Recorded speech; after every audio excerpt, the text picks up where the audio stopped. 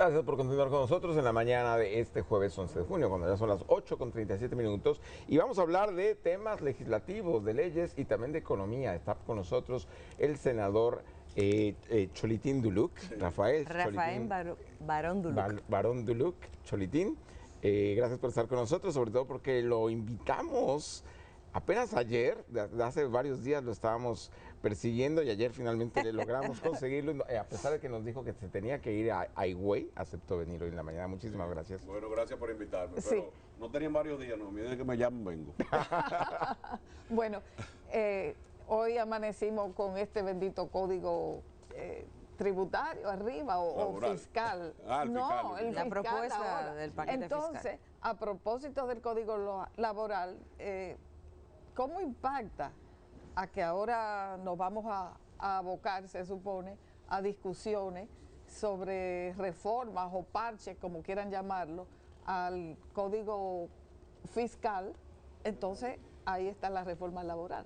Va a esperar la reforma laboral a ver lo que ocurre con el fiscal. No, una cosa no tiene nada que ver con la otra. Yo estoy convencido de que la Cámara de Diputados lo va a aprobar ya rápido esto, porque yo entiendo que no hay tanto que discutir, ya se ha discutido bastante, ya, y lo que hay que tomar una decisión.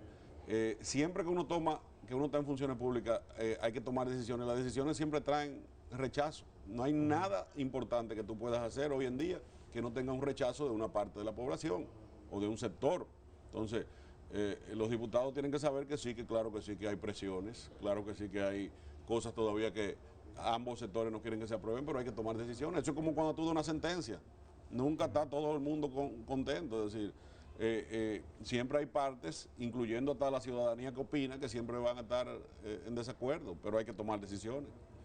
Pero además también hay amenazas. Los sindicatos ya están advirtiendo con huelgas si no se aprueba el proyecto que ustedes habían aprobado en el Senado y que ahora la Cámara de Diputados le hizo algunas modificaciones. Yo no sé cuál es el nivel de las modificaciones, esperemos que no sean tan trascendentales, porque al final lo que salió del Senado salió bien.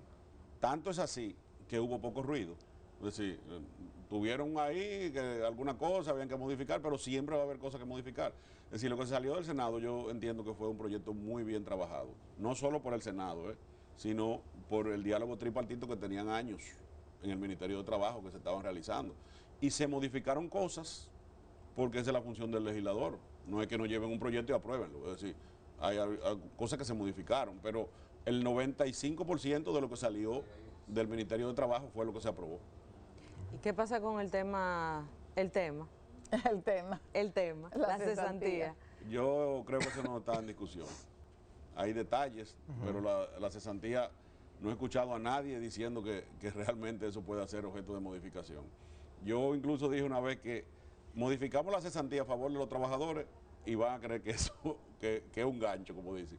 Es decir, el pueblo ahora mismo no tenía el ánimo para que le hagan ningún tipo de modificación a la cesantía. Y las leyes, se supone que estamos en un sistema democrático, se supone que sale del pueblo. Los legisladores somos representantes del pueblo. Y si el pueblo ninguno quiere que le modifiquen la cesantía, ¿cómo vamos a modificar una cesantía? Eso no está en discusión. ¿Y usted cree que esto sea posible en momentos en los que, de acuerdo con lo que nosotros nos hemos enterado, el Ministerio de Hacienda les va a llevar a ustedes un proyecto en el que plantea aumentar el impuesto sobre la renta a los grandes contribuyentes, cuando son los grandes contribuyentes los que se oponen a una reforma laboral sin que se modifique la cesantía? Tú sabes que siempre que hay impuestos que ponerle a un país, nadie nunca va a estar de acuerdo, es decir, nunca eso hay forma, pero yo no soy experto en eso, pero sí he escuchado a todos los expertos en ese sentido, incluyendo los de la oposición, que dicen que el país necesita ciertos ajustes en materia fiscal. Eso, el país ha crecido el gasto, este es un país que ha seguido creciendo el gasto.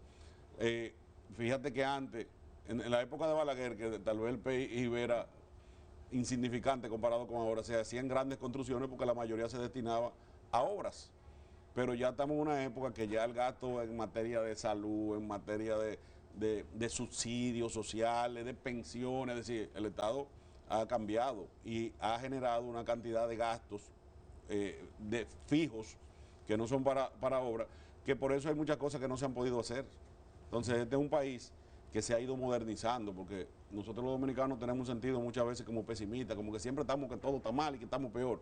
Pero este es un país que a nivel latinoamericano es el número uno en todos los sentidos: crecimiento, economía, estabilidad política, estabilidad económica. Nosotros somos un modelo para toda Latinoamérica y quizás un poco más de Latinoamérica, de un país en crecimiento. La mayoría de los extranjeros que tienen 20, 30 años visitando la República Dominicana o que de una manera u otra viven aquí, te dicen, óyeme, ustedes son un país que hay que admirarlo, cómo ha crecido, cómo ha cambiado. La República Dominicana de hoy no tiene nada que ver con la República Dominicana de hace 20 años, a nivel positivo de lo que estamos hablando. Entonces, asimismo, los países desarrollados siempre tienen muchos impuestos. ¿Qué pasa con Europa, Estados Unidos? Que tienen muchos impuestos, porque para el Estado devolverte lo que la ciudadanía le pide se necesitan recursos. Y realmente nosotros vivimos en los últimos años con un déficit fiscal enorme. Sí, a propósito... Perdón. Bueno. Sí. Su colega, Antonio Taveras, bueno, que renunció del PRM hace poco, introdujo o presentó ayer una propuesta para modificar algunos artículos del Código Penal. Hay mucha preocupación en relación a las posibles limitaciones a la libertad de expresión en algunas disposiciones, en este caso hablando de un par de artículos del Código Penal. ¿Cómo lo ve usted? Yo creo que se está haciendo un uso populista realmente de lo que es la libertad de expresión y lo que se quiere regular. Yo estoy seguro que ustedes no van a tener problemas, aunque le pongan 100 años de sanciones a lo que tipifica el Código Penal. Porque nosotros confundimos libertad de expresión con el derecho de usted a hacer lo que usted quiera con la expresión y con la palabra, y eso no es así. Todos los derechos son relativos. Es decir, el hecho de que exista libertad de expresión no significa que no haya también el derecho a la honra, a la imagen, a la propia imagen, a la dignidad de la persona. Y nosotros en este país estamos perdiendo eso. Lo que se está viendo hoy en la comunicación es una cosa que da pena y vergüenza. Es decir, la comunicación de hace unos años atrás era una comunicación ejemplar en este país. Y hoy lo que se está consumiendo es basura. Es decir, nosotros tenemos que ponerle un pare. Yo he dicho incluso en conversaciones privadas, aquí hasta que no ocurra una tragedia con personas incluso famosas, que vaya una gente que ya que lo saquen de casilla y cometa hasta una locura, hasta que no ocurran 2 o 3 tragedias, aquí no se le va. Entonces ahí venimos, hay que legislar. Aquí tiene que haber sanciones para lo que está ocurriendo. Y eso es lo que establece el código, que siempre se ha establecido al final de cuentas. Lo que pasa es que endurece y tipifica ahora más una serie de delitos que antes no eran tan comunes. Ahora lo típico en la comunicación, ahora yo veo incluso las comunicadoras una con otra, que eso no se veía, eso había respeto. Ya en el ámbito personal ya no es el tema, lo que se dice ahora, lo que yo veo en la televisión, en las redes sociales, de comunicadora con otra comunicadora, es una cosa que da vergüenza. Entonces, eso tiene que ponerse un pero, porque eso no es común, mundial. Si tú vas a Francia y tú vas a España, tú no vas a encontrar eso en Inglaterra. Entonces, no es verdad que eso es el mundo, eso no está ocurriendo, eso es un comportamiento que sea muy dominicanizado, muy típico de aquí, y ya se ha hecho popular eso, que ya la honra no existe, ya cualquiera puede decirte ladrón, prostituta, todo lo que tú quieras, y eso no puede ser. Eso es lo que regula el código. Ahora, ¿qué es lo que regula? Regula es sanciones por la difamación y la injuria, y es lo que yo veo, y eso no es limitar el derecho a la palabra. Todos los derechos son relativos. Todos los derechos tienen límites y eso es uno de ellos. Y eso es lo que tipifica el código. Pero ¿a usted no le parece quizá que ustedes se beneficiaron de esa misma vocinglería? Porque se pasaron años diciéndole ladrón a cualquiera, no usted directamente, sí, pero quiero decir gente cercana a su partido, haciendo campaña a su partido, y entonces ahora que le toca a ustedes recibir eso mismo que dieron, están reaccionando con un exceso de cuidado, algunos dicen que ñoñería. Pero lo que lo hacían antes estaba mal también. Es decir, eso no podemos ahora pero no decir, lo criticaban, se montaban en eso. Sí, pero yo no creo que esto sea un tema de partido ahora mismo, lo que estamos hablando, porque del propio PRM hay gente que opinan que no debería regularse. Hay otros que opinan que sí, que debe de regularse. De la oposición hay algunos que dicen que sí, otros que no. Es decir, es un tema de criterio. Y la realidad es que la difamación y la injuria es un delito. Eso es sencillo. Y esa es la realidad no solo de la República Dominicana, en la mayoría de los países está regulado. Fíjate que incluso cuando yo deposité un proyecto... Pero la regulación con cárcel ya no es la norma. Lo que se estila es sanciones pecuniarias, no la cárcel. Eso es contra la corriente regulatoria mundial. Sí, pero fíjate que hay mucho, cada país tiene criterios diferentes. Y tampoco es lo que la gente piensa, porque la gente cree que ahora que tú no vas a poder opinar, que tú no vas a poder decir nada malo del otro, no. Para tú caer en el delito de difamación e injuria, tiene elementos constitutivos que tienen que darse. No es que tampoco ahora tú no vas a poder criticar. Y de hecho, tampoco yo creo que ningún legislador lo haga pensando en uno mismo, porque uno no va a estar todo el tiempo ahí en el poder. No es verdad que ninguno de los senadores ni los diputados que están ahí van a estar. Cuando viene a ver, es posible que cuando se empiece a aplicar eso de verdad, cuando haya sentencia, ya la mayoría ni estemos ahí. Claro, Entonces, también, es un tema de regulación de la sociedad. claro, surge el temor de que nos veamos inundados de procesos en los tribunales y que estemos saturando tribunales porque un legislador dijo algo en contra de otro, porque un periodista dijo algo cuestionó a algún funcionario público. Pero es que no es así. Es que no es porque tú no cuestiones, es decir, nosotros estamos confundiendo una cosa con la otra. Tú puedes cuestionar, tú puedes decir todo eso. Lo que estamos hablando es de difamación e injuria, que ya eso tiene que tener elementos. Cuando hablamos de difamación, todo el mundo sabe que la difamación siempre ha sido algo negativo. La injuria es negativo. Entonces, no es que tú critiques, no es que tú hables. Por ejemplo, cuando yo deposité el proyecto de discurso de odio, la gente entendía que hablar con odio. No, eso se llama así. Pero el discurso de odio es cuando tú incitas a actos de violencia a través de medios de comunicación que desencadenen en una situación que puede acarrear la muerte de personas. Eso es sencillo, como por ejemplo lo que hicieron los alemanes, Hitler y ese grupo eran discursos de odio. ¿Y qué pasó? 7 millones de judíos muertos. Entonces, todo ese tipo de cosas es lo que se regula hoy en día. De hecho, el tema de discurso de odio, que yo vi hasta juristas de renombre aquí, criticando eso, donde tú buscas los libros de derecho constitucional que tú estudias en la universidad, donde Eduardo Jorge Prat manda en los 2 tomos de él a decir que el país está en falta, que tenía que legislar sobre eso, donde ese es un tema ahora mismo de debate en España, donde es un tema de debate en Argentina. Este año vimos en su provincia, justamente Sí. en Higüey, muy marcados discursos de odio Claro, contra una comunidad específica, claro. y no pasó nada. Entonces, esos son cosas que hay que regularlas, porque la prensa es el cuarto poder, pero los poderes se limitan precisamente por eso. Es decir, lo que puede desencadenar incluso una declaración de una persona, de una persona importante que tenga cobertura, puede ser la quiebra de un negocio. Una gente te quiebra un negocio. Por eso los bancos tienen regulación financiera que tú no puedes hacer. ¿Por qué nadie se atreve a decir eso? Pero tú también agarras por televisión y dices, fulano es un ladrón, fulano es esto, y cuando viene una gente va a hacer un negocio internacional, una venta, y se le cae una venta de millones de dólares. Es decir, la gente a veces no entiende el nivel de potencia y de incidencia que tiene la comunicación en la vida de las personas. El que es comunicador aquí tal vez no lo ve, pero el ciudadano común, unas declaraciones de ustedes quiebran un negocio en este país, unas declaraciones de ustedes tumban hasta un candidato en un momento determinado. Entonces, ese tipo de cosas hay que regularlas, y en todas las sociedades desarrolladas se están regulando precisamente por eso. Antes no teníamos necesidad de hacer eso, porque antes no había las redes sociales, antes las noticias estaban limitadas, estaban controladas, lo que manejaban la comunicación eran profesionales, que es como lo que la mayoría de la comunicación tradicional. Ahora no. Ahora cualquiera coge un micrófono que tiene incidencia o coge una red social y puede terminar incluso en actos hasta de suicidio. Cuando tú agarras a una persona y le dices, prostituta, esto, y eso se hace viral, esa mujer tiene hijos.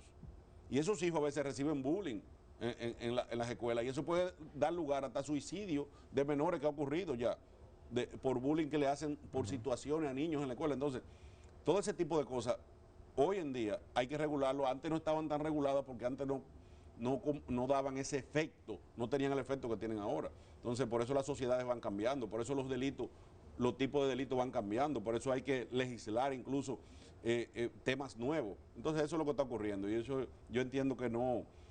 La mayoría de la gente sensata, seria, buena, noble, no va a tener problema con eso. Eso es como que tú digas que el homicidio ahora lo sancionaron con 100 años de cárcel. Posiblemente no nos preocupe a nosotros, porque sabemos que eso va a ser difícil. Cualquiera puede cometer un homicidio en algún momento determinado, hasta defendiendo tu vida, pero es difícil que eso ocurra con una persona que sabe que no tiene ningún tipo de intención de quitarle la vida a nadie. Así que Las personas sensatas, prudentes, profesionales, dentro de lo que incluye ustedes, eso no va a ser ningún problema. Eso es para otro tipo de personas. Sí.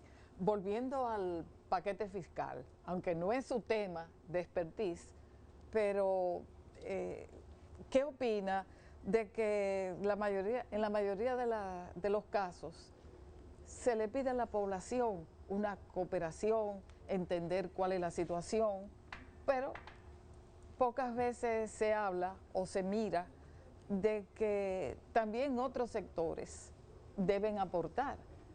Por ejemplo, en la Cámara, en el Congreso Nacional, existen privilegios muy marcados con los derechos que pueda tener la población, como por ejemplo 2 exoneraciones. Cada 2 años un legislador puede tener una exoneración de vehículos y otros privilegios por el estilo. ¿Ustedes estarían dispuestos, qué usted cree? ¿Ustedes estarían dispuestos también a revisarse, a ver cómo ustedes pueden cooperar? Mire, yo le voy a decir una cosa. Yo creo que en el caso, para la mayoría de los senadores, el tema de las exoneraciones, la quitan o la dejan, eso no va a afectar ni en nada, porque nadie está ahí por una exoneración. De hecho, lo que se gasta en una campaña para llegar a ser senador o diputado no tiene nada que ver con 2 exoneracioncitas. Eso es, se reciben y está muy buena, pero las exoneraciones tienen una razón de ser y eso no significa 5 pesos para el Estado Dominicano, porque también hacemos morbo de cosas que son insignificantes. Eso, si no existiera la exoneración, nada, no pasa nada.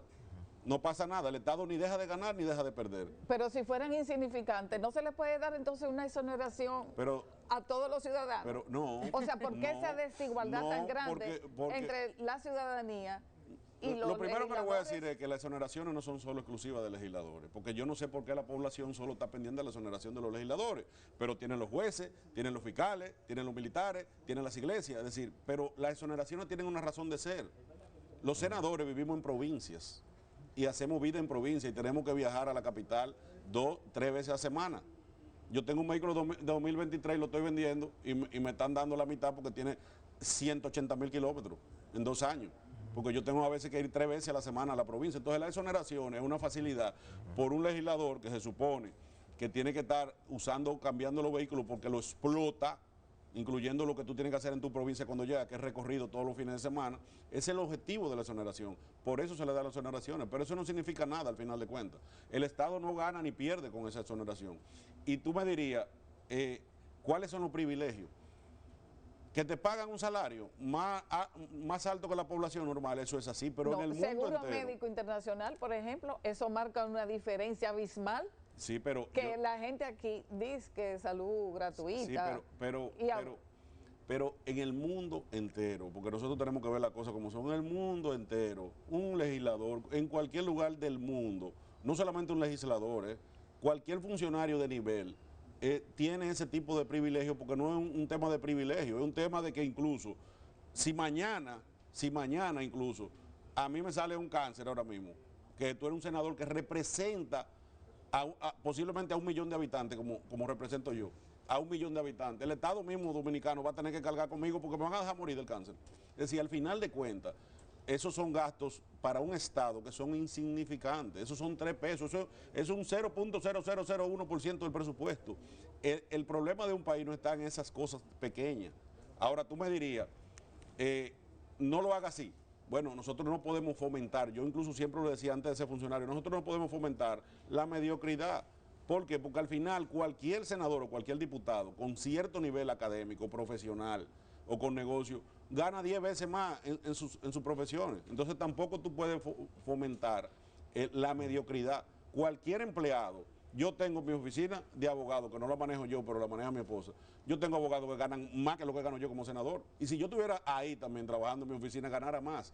Entonces hay que entender que eso son cosas que para el Estado no son nada del otro mundo. Ahora, nadie cuestiona cuánto gana, por ejemplo, el presidente del Banco de Reserva o el del Banco Yo creo que eso es algo que del Banco se ha Central. cuestionado muchas veces, ¿no? ¿Y por qué a esa gente se le paga eso? Porque es una práctica prácticamente mundial. Y tú, incluso si tú pones una persona de un nivel va a manejar una institución que maneja la economía de un país, tú tienes que también pagarle bien. Eso siempre ocurre en el mundo entero, pero no aquí, eso ocurre en el mundo entero. y eso tiene razones de ser, porque al final era como le hacían antes con los policías, le pagaban 5,000 pesos, ¿y quién vivía con los 5,000 pesos? Por eso lo mandaban a robar, el Estado lo mandaba a robar, era porque no vivía con 5,000 pesos. Es decir, un senador y un diputado, que muchos de ellos, algunos tenemos recursos de otras vías, pero hay muchos de ellos que lo que ganan es su salario, viven de su salario. Hasta el traje que se ponen, hasta los zapatos que se ponen, para estar decentemente, no son salarios tampoco descabellados, y eso hay que entenderlo.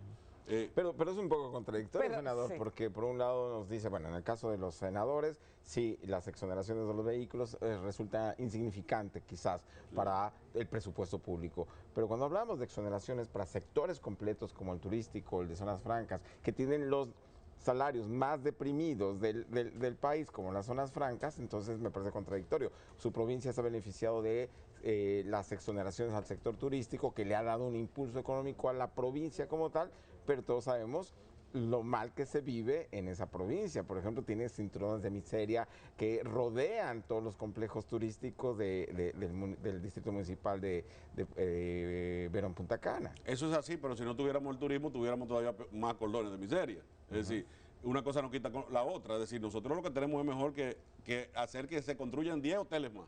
Pero la miseria no viene por la construcción hotelera, es lo contrario. La construcción hotelera ayuda a que haya menos miseria. Tuviéramos más si no tuvieran los hoteles. Y Pero fíjate, esos cinturones de miseria están llenos también de trabajadores del sector turístico. bueno, porque realmente en las zonas que son productivas, como la provincia de la Altagracia, van gente diario a vivir para allá, que se mudan con una mochila. Llegan a veces nada más con el dinero del pasaje. Y muchos de ellos se aventuran a buscar trabajo, algunos encuentran, otros no encuentran. El que no encuentra muchas veces no se devuelve, sino que se queda con la esperanza de vivir y se van creando esos cordones de miseria que es muy típico en Latinoamérica, sobre todo en ciudades altamente productivas. Siempre pasa eso. Por ejemplo, tú vas, incluso en Estados Unidos, tú vas a Washington, que es la capital, y tienen zonas alrededor de la zona céntrica que son a veces los barrios más marginados y pobres de los Estados Unidos. Y pasa por eso, porque la gente buscando mejoría se va a provincias como la nuestra. Muchos llegan 10, 7 encuentran, pero 3 no encuentran trabajo por situaciones particulares, incluso muchas de ellas porque no tienen la preparación suficiente para acceder a lo que están buscando, y se van quedando ahí. Son personas pobres que se van quedando y por eso se crean esos cinturones de miseria. Senador, en definitiva, usted consagra que siga la inequidad, que desde el Congreso, desde ese poder del Estado, no se puede enviar un gesto. Porque usted dice, ¿verdad? Eso no es nada. ¿Qué son 2 exoneraciones? Eso no es nada. Bueno, si usted lo pone en esos términos, 0.000% del presupuesto. Mire, pero el mensaje que ustedes envían. Bueno, es un tema de mensaje, sí es un tema de mensaje, pero yo lo que le voy a decir es la realidad. Las exoneraciones al Estado no le cuesta dinero. No solamente Si las exoneraciones, sino toda esa estructura de privilegio, de desigualdad con respecto a la población. ¿Cuáles son los privilegios? Oh, pero Dios mío. Seguro médico. Seguro médico, Es decir, pago de colegio a los hijos, eso no etcétera, se paga. etcétera, etcétera. No hay pago de colegio a los hijos. Gasto de representación. Tiene muchísimos beneficios, gasolina también exonerada y así por el estilo. No hay gasolina. No. Eso tampoco es así. Los gastos de representación es 35,000 pesos. Es decir, ¿de qué estamos hablando al final de Bueno, cuentas? pero recordemos, no sé el caso específico suyo, perdón, Yolanda, que te tenemos esperando con una pregunta, pero el informe con Alicia Ortega cada año hace reportajes sobre los gastos de representación en el Congreso, los gastos del barrilito, por ejemplo. Los gastos del barrilito. Y hemos encontrado incluso hasta botellas lo que se hablan de los gastos del barrilito, yo le doy, yo le entrego a ustedes, cualquiera tengan, yo le voy a dar el reporte de lo que nosotros gastamos en el barrilito y yo le voy a decir, sáquenme de ahí lo que ustedes entienden que no debimos dar. Ambulancias, operaciones, gente que se está muriendo. Entonces hemos encontrado hasta cirugías subsidio. plásticas, ¿Cuál? Cirugías plásticas de muchachas. Siempre hay personas que hacen un mal uso y eso siempre va a ocurrir y eso es un mal uso. Ahora, la mayoría no es eso lo que hace. Lo que pasa es que encuentran uno, encuentran dos y esa es la noticia. Pero todos los días, las personas que tú estás ayudando, gente pagándole incluso hasta los gastos fúnebres que no tienen de dónde enterrar a la persona. Es trabajo de ustedes. Vivimos en un país pobre, señores. Vivimos en un país con necesidades. Solamente el que no entra a los barrios y no conoce las necesidades de este país, te puede decir a ti, a un senador, que no, que eso no es necesario. vaya, sea senador y vaya al barrio, y vaya con la mano vacía, porque es muy bonito decirlo. Pero cuando usted va al barrio, usted tiene que llevar dinero, porque cuando usted llega a una casa que no tiene comida ese día, usted no le va a hablar de leyes, ni le va a hablar de reforma, ni de proyectos. Usted tiene que dejarle a esa gente por lo menos que coman. Si no, usted no puede ir. Entonces, son situaciones que la gente no entiende muchas veces, pero que son la realidad de este país. Lo que yo le decía, por ejemplo, que estábamos insistiendo con el tema de las exoneraciones. Las exoneraciones para la mayoría de los senadores, si quieren la quiten, eso no significa nada. Pero hay muchos senadores y muchos diputados posiblemente que esa es la única posibilidad que tienen de traer un vehiculito muchas veces, para ellos poder tener un manejo incluso de ir a sus provincias, porque hay que entender que no todos los senadores son ricos, ni todos los diputados son ricos. Ahora, si tú la quitas, ¿qué el Estado gana con eso? No gana nada, porque no va a hacer nada. Es decir, el Estado no está gastando dinero eso, le está dando una facilidad a un senador y un diputado, como en Estados Unidos, que le pagan de todo a los senadores y los diputados, a los representantes, porque tú, cuando eres un senador o un diputado federal, tienes que ir de un estado muy lejano a vivir a Washington. Porque nosotros aquí, por ejemplo, yo soy de la provincia de Altagracia, pero yo me la paso de lunes a jueves aquí. Y mañana tenemos sesión, es decir, de lunes a viernes. Pero tú muchas veces tienes compromiso en tu provincia que tienes que ir y volver. Yo anoche me iba para volver hoy. Incluso no me fui por este programa, pero tenía que irme y eso pasa a diario. Entonces, ¿por qué le dan, por ejemplo, exoneraciones a las iglesias? Bueno, porque las iglesias, a la iglesia católica, porque la iglesia tiene esos vehículos que son situaciones voluntarias, tienen que moverse. ¿Por qué le dan exoneraciones a las inversiones turísticas? Porque eso incentiva la producción. Es decir, nosotros muchas veces llevamos el plano de la discusión a temas que al final no son trascendentales para el país. Eso no significa nada. Senador, mire, en nuestro chat de YouTube del Despertador hay una inquietud en relación a el desacato por parte de funcionarios de sentencias del Tribunal Constitucional. ¿Hay alguna manera de que puedan ser aplicables, exigible la aplicación de las sentencias del Tribunal Constitucional? Pero eso está tipificado en el código. Esos funcionarios pueden ser procesados penalmente. Eso es desacato. Es decir, los funcionarios tienen que entender que no están por encima de la ley. Una sentencia de un tribunal constitucional, te guste a ti o no te guste, usted lo que tiene que es cumplirla y ejecutarla. No importa que te guste o que tú no estés de acuerdo. Entonces, los funcionarios que muchas veces creen que los cargos son de ellos y que están ahí, que van a estar la vida entera, que muchas veces se oponen a cosas legales hoy y mañana ya no están ahí. Es decir, tienen que entender que el Estado ni la función es tuya. Tú estás administrando o trabajando en una función o utilizando una función en un momento determinado, asumiendo una función, que lo único que tú tienes que hacer es cumplir con la ley, porque eso no es tuyo. Eso no es tuyo. Entonces, el funcionario que desacate una sentencia de un tribunal constitucional, lo que tiene que ser procesado. Y para eso nosotros tenemos un Ministerio Público independiente, que lo sometan por desacato, porque eso es un desacato. Y si es el Ministerio Público que desacata, como el caso de los nombres que le dan a los casos de corrupción. Bueno, para el Ministerio Público también hay forma de ser enjuiciado también, para los fiscales también hay forma, para los procuradores.